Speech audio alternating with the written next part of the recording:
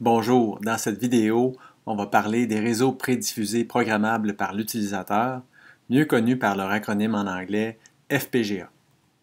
Donc FPGA veut dire Field Programmable Gate Array. On va voir les sujets suivants, la structure interne d'un FPGA et ses composantes principales, le cœur du FPGA qui est le bloc de logique programmable, les composantes secondaires présentes dans un FPGA et on va faire des exemples sur comment programmer un FPGA. Tout d'abord, si on considère la planchette de développement qui est utilisée dans les laboratoires du cours, c'est la planchette Genesis de la compagnie Digilent. Il faut bien distinguer la planchette du FPGA. L'un n'est pas l'autre. Alors, sur la planchette, le FPGA est au centre. Ici, on voit son nom, un Virtex 5. Et sur le diagramme, sur la partie droite de la diapositive, on voit bien le FPGA qui est au centre avec plusieurs interfaces autour. Par exemple, des entrées et sorties de base, des LED, des boutons et des commutateurs et un affichage de 16 par 2. Le réseau prédiffusé programmable par l'utilisateur contient 3 classes de composantes à la base. Tout d'abord, un réseau de blocs de logique programmables. On les appelle habituellement CLB par leur acronyme en anglais Configurable Logic Block. La deuxième composante principale est le réseau d'interconnexion programmable entre les blocs. La troisième, ce sont les blocs d'entrée et sortie avec le monde extérieur, connus en général sous l'acronyme IOB pour Input-Output Block. Dans la figure, le diagramme montre un FPGA avec 12 blocs d'entrée-sortie IOB. Ici, il y en a 6 en haut et 6 en bas. Et un réseau de blocs de logique programmable de 3 rangées de 5 colonnes de CLB. 1, 2, 3, 4, 5, jusqu'à 15. Le FPGA qu'on utilise dans les laboratoires, le XC5VLX50T, a plutôt 480 blocs d'entrée-sortie et une matrice de 120 par 30 blocs de logique configurables. Un bloc de logique configurable est composé de 2 tranches, en anglais slices. Chaque tranche est reliée au réseau d'interconnexion et les tranches sont reliées entre elles verticalement. Une tranche a 4 classes de composantes principales. Tout d'abord, il y a les tables de correspondance. Une tranche contient 4 tables de correspondance que j'entoure ici présentement. Chaque table de correspondance a 6 entrées et 2 sorties. On peut considérer chaque table de correspondance comme une mémoire de 64 bits. La deuxième composante intéressante, ce sont les bascules ou les loquets, les éléments en mémoire. Ça aussi, il y en a 4. Voilà. Chacun peut être configuré de différentes façons, soit en bascule, soit en loquet, avec une réinitialisation active, haute ou basse, etc. La troisième classe de composantes intéressantes dans la tranche, ce sont les multiplexeurs pour router les signaux. J'en entoure certains ici.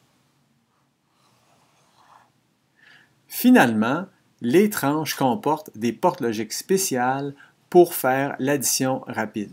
Et je les entoure ici présentement. Donc, on va voir un peu plus tard dans le cours comment utiliser chacune de ces classes de composantes. Voici un modèle simplifié d'une tranche. C'est environ l'équivalent d'une tranche du Virtex 2 Pro qui date d'il y a quelques années. Le modèle simplifié va nous aider dans les laboratoires et dans les cours à mieux comprendre ce qui se passe. 2 tables de correspondance sont placées à l'intérieur de cette tranche simplifiée. Une première ici et une deuxième ici. Il y a des multiplexeurs pour router les signaux des tables de correspondance, voici les 5 multiplexeurs, vers les 2 éléments en mémoire, ici un premier et un deuxième. La question fondamentale, c'est comment faire pour implémenter une fonction logique à l'intérieur d'une table de correspondance LUT. Si on prend l'exemple d'une table de correspondance simple à 3 entrées, et la fonction logique qui est montrée sur la diapositive à l'aide de 3 portes logiques. L'approche la plus simple consiste à dresser la table de vérité de la fonction logique ou de son circuit et tout simplement de placer à l'intérieur de la table de correspondance le contenu de la table de vérité. Donc ici, pour une table de correspondance à 3 entrées, on aurait effectivement une petite mémoire de 8 bits. On placerait simplement dans la mémoire de 8 bits les 8 valeurs possibles de la fonction telle que lue par la table de vérité. Alors, en guise d'exemple, on va revenir à notre problème du vote, où on a besoin d'une fonction logique pour déterminer quand au moins 3 de 4 entrées sont égales à 1. Sur la diapositive, on a la spécification, l'équation, la table de vérité et le circuit logique correspondant. Donc le défi ici, c'est d'implémenter cette fonction dans un FPGA. Pour ce faire, on va suivre 3 étapes. La première consiste à choisir les paires d'entrée et de sortie. Donc sur la diapositive, j'ai choisi de placer les entrées A, B, C et D aux entrées d'une première table de correspondance, les entrées G4, G3, G2 et G1. La sortie est choisie ici à la sortie Y de la tranche. La deuxième étape consiste à indiquer quelle connexion établir. Dans ce cas-ci, c'est assez simple. Les connexions des entrées vers la table de correspondance, on n'a rien à faire. Ensuite, on veut router la sortie de la table de correspondance vers la sortie Y, comme ceci.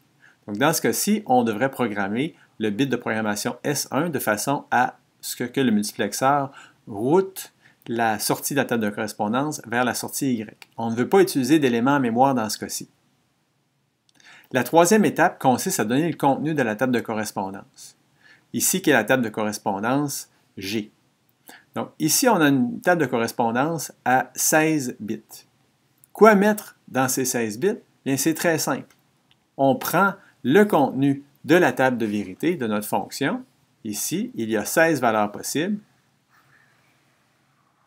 Et on placerait ces 16 valeurs à l'intérieur de la table de correspondance qui se trouve ici, tout simplement. Donc, effectivement, selon l'entrée A, B, C, D, on irait lire une des entrées de la table de correspondance et c'est ce qui serait appliqué à la sortie F. Donc, effectivement, on n'a plus besoin de dériver de fonctions logiques. Tout ce qu'on a à faire à partir d'une spécification, c'est de dresser la table de vérité et d'implémenter cette table de vérité à l'intérieur d'une table de correspondance. Les FPGA contiennent aussi plusieurs composantes secondaires très intéressantes. On va en voir 5 ici au cours des diapositives suivantes. La première composante secondaire qu'on va voir, ce sont les blocs de mémoire intégrés. Donc les FPGA obéissent à la loi de Moore, c'est-à-dire que le nombre de transistors intégrés dans un FPGA suit une progression exponentielle avec le temps. Donc plus en plus de transistors signifie de plus en plus d'opportunités.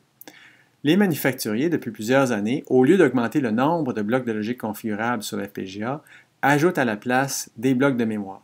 Ces blocs de mémoire imbriqués sont placés entre des colonnes de blocs de logique configurables. Et l'utilisateur peut ainsi s'en servir pour différentes raisons en faisant la conception d'un circuit numérique. Par exemple, le FPGA utilisé dans les laboratoires contient 60 blocs de 36 kilobits chacun pour un total de 2160 kilobits de mémoire RAM. La deuxième composante secondaire qu'on discute, ce sont les fonctions arithmétiques avancées. Donc souvent, associées aux différents blocs de mémoire RAM, les concepteurs de FPGA vont aussi ajouter des blocs de calcul spécialisés. Comme la multiplication est une opération fondamentale dans plusieurs applications de traitement de signal et qu'elle requiert beaucoup de blocs de logique, les concepteurs de FPGA nous offrent des blocs spécialisés qui incluent des multiplicateurs. Par exemple, le FPGA XC5 VLX50T contient 48 tranches spécialisées de type DSP48E et chacune contient un multiplicateur de 25 par 18 bits signé. La troisième classe de composantes secondaires qu'on retrouve sur FPGA, c'est la génération d'horloges. Sur les FPGA, on va trouver un bloc qui permet de générer plusieurs fréquences d'horloge différentes à partir d'une même horloge de référence qu'on fournit à la puce. La quatrième classe concerne la distribution d'horloges. Donc sur le FPGA, on va trouver un réseau de connexions indépendant de tous les autres réseaux d'interconnexion et qui alimente chacun des éléments à mémoire de la puce.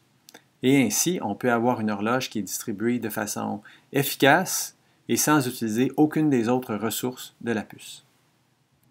La cinquième classe de composantes secondaires qu'on retrouve sur FPGA, ce sont les microprocesseurs fixes. Ayant à leur disposition de plus en plus de transistors, les concepteurs de FPGA, il y a une quinzaine d'années, ont décidé d'ajouter, pour certaines puces, des microprocesseurs fixes. Les concepteurs peuvent ainsi réaliser un système embarqué complet qui contient un ou plusieurs microprocesseurs et des blocs matériels spécialisés sur une même puce. Et, plus récemment, ce qui se produit, c'est l'inverse. C'est-à-dire que les concepteurs de microprocesseurs incluent sur la puce une région de tissu programmable qui est un FPGA.